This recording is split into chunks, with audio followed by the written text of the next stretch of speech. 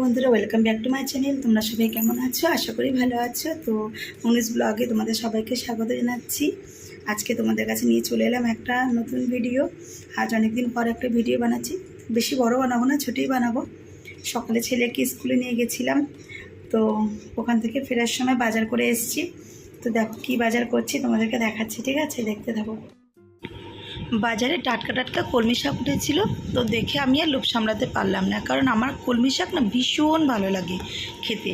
আর তোমাদের কার ভালো লাগে কলমি শাক ভাজা খেতে আমাকে প্লিজ জানিও। তো আমি নিয়ে চলে এলাম কলমি শাক ভাজা খাওয়ার জন্য। এনে ধুয়ে রেখে দিয়েছি। আর এনেছি দেখো এই মাছ, মানে এই মাছটা তোমাদের অনেকেরই হয়তো প্রিয় হবে, আমার ছেলের কিন্তু ভীষণ প্রিয় মাছ। এটা হচ্ছে শঙ্কর মাছ। তো শঙ্কর মাছটা দেখে না ছেলের কথা মনে পড়ে গেল, ও খুব ভালো খায়, এই জন্য নিয়ে চলে এলাম। এখানে অনেকটাই মাছ এনেছিলাম, আমাদের দুদিন হয়ে যাবে। এই মাছে খুব একটা কাটা থাকে না, এই জন্য আমার অঙ্কুশের ভীষণ প্রিয় মাছ। তো চলো আজকে এই মাছটা কী করে রান্না করব, কীভাবে রান্না করব সবই তোমাদের সাথে শেয়ার করব। তো মাছটা ধুয়ে আমি এর মধ্যে নুন, হলুদ আর লঙ্কার গুঁড়ো মাখিয়ে নিয়েছি। মাখিয়ে নিই, তারপরে মাছটা আমি ভাজা বসিয়ে দিয়েছি। তো এই মাছটা ভাজা খেতেও কিন্তু ভালো লাগে। মাছটা ভাজা হয়ে গেলে পরে আমি টুকটুক করে কাজগুলো এগোচ্ছিলাম, কারণ এরপরে শাকটাও কাটতে হবে। কলমি শাক মানে কেটে রান্না করা সত্যি কথা বলতে কি আমার কাছে খুবই চাপের, কারণ শাক কাটতে না আমার ভীষণ সময় লাগে, অনেকটা সময় লেগেছে শাক কাটতে। তো চলো ভিডিওটা দেখতে থাকো। এইদিকে আমার ডাল রান্না হয়ে গেছে। আজকে আমি ডালটা আম দিয়ে করেছি, কাঁচা আম দিয়ে। তো কাঁচা আমের ডাল কিন্তু ভালোই লাগে খেতে, সর্ষে ফোড়ন দিয়ে। তো আমার ডাল হয়ে গেছে, এদিকে ভাত হচ্ছে। একবেলার ভাত করি আমি, আর রাতের বেলাও ভাত করি, আর যদি মানে রুটি খেলে রুটি করি এরকমই, কিন্তু দুপুরে ভাতটা একবেলারই করি। এদিকে দেখো কলমি শাকটা ভালো করে কেটে নিয়েছি, কুচি কুচি করে কেটে ধুয়ে নিয়েছি। আর কলমি শাকটা আজকে আমি পেঁয়াজ দিয়েই করব, তাই জন্য পেঁয়াজও কেটে নিয়েছি। তো এখন আমি কড়াই বসিয়ে দিলাম। কড়াইতে অল্প করে তেল দিয়ে তার মধ্যে শুকনো লঙ্কা আর পাঁচফোড়ন দিয়ে দিলাম।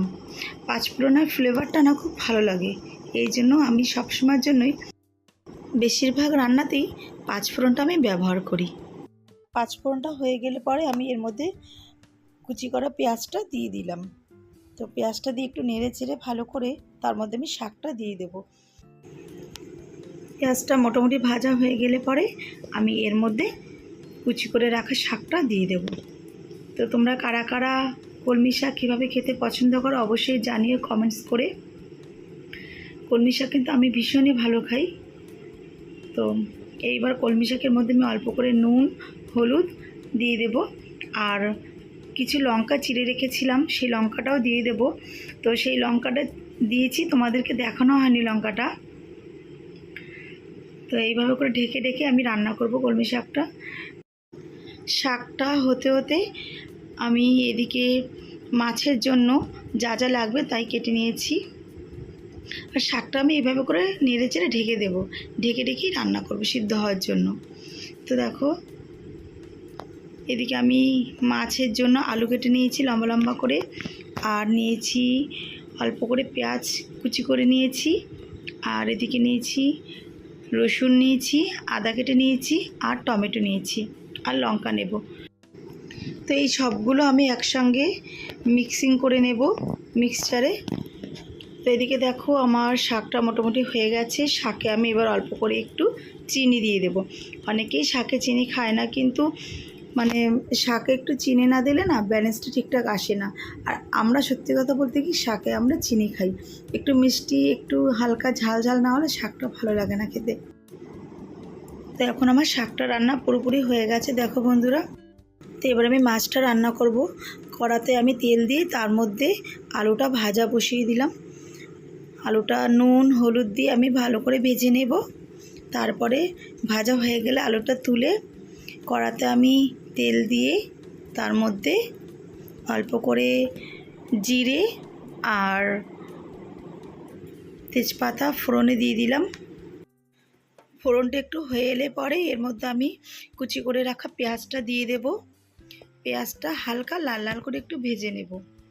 তারপরে এর মধ্যে আমি পেস্ট করে রাখা মশলা, আদা, রসুন, টমেটো, কাঁচা লঙ্কার যে পেস্টটা আছে সেটা আমি দিয়ে দেব। তো পেস্টটা দিয়ে হালকা একটু নাড়াচাড়া করে নেব। এরপর আমি এর মধ্যে নুন, হলুদ আর কাশ্মীরি লঙ্কার গুঁড়ো দিয়ে দেব। কাশ্মীরি লঙ্কা গুঁড়োটা আমি একটু কালারের জন্যই দিই, আর কাঁচা লঙ্কা দিয়েই রান্না করি। শুকনো লঙ্কা বা গুঁড়ো লঙ্কা আমি ইউজ করি না খুব একটা। তো এবারে মশলাটা ভালো করে আমি কষিয়ে নেব এভাবে করে। তারপরে আমি এর মধ্যে দিয়ে দেব একটু জিরে গুঁড়ো আর ধনে গুঁড়ো, কারণ জিরে গুঁড়ো ধনে গুঁড়ো না দিলে যেটাই রান্না করো রান্নার স্বাদটা খুব একটা আসে না।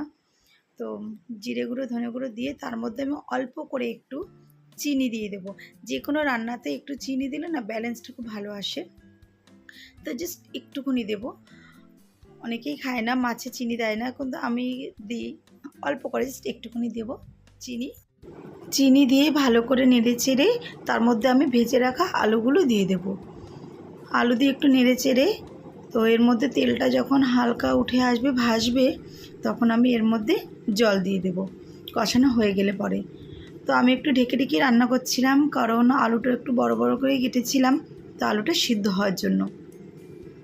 এখন আমি এর মধ্যে জল দিয়ে দেব পরিমাণ মতো, অনেক বেশি জল দেবও না, যেহেতু আমার মোটামুটি আলুটাও সিদ্ধ হয়ে গেছে। তো যতটা ঝোল রাখবো ততটাই আমি জল দেব, কারণ আমি বেশিক্ষণ টানাবো না মাছটা।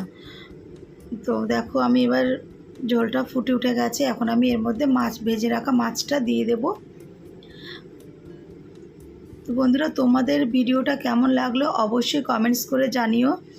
আর যদি এরকম নিত্য নতুন ভিডিও পেতে চাও আমাকে প্লিজ কমেন্টস করে জানিও। আর আমার পেজটাকে ফলো করে দিও, চ্যানেলটাকে সাবস্ক্রাইব করে দিও। Thank you so much. আর সবাই প্লিজ ভিডিওটা স্কিপ না করে দেখো। তো দেখো আমার মাছের ঝোল হয়ে গেছে। এখন আমি এর মধ্যে অল্প করে গরম মশলা আর অল্প একটু ঘি দিয়ে দিলাম, ঘিয়ের ফ্লেভারটা ভালো আসে এই জন্য। তো এখন এই দিয়ে আমি ঢেকে দেব আর গ্যাসটা অফ করে দেব। তো আমার রান্না রেডি হয়ে গেছে। তো দেখো বন্ধুরা, কালারটা কি দারুণ এসেছে, শঙ্কর মাছের আলু দিয়ে ঝোল। তো তোমরা কমেন্টস করে জানিও।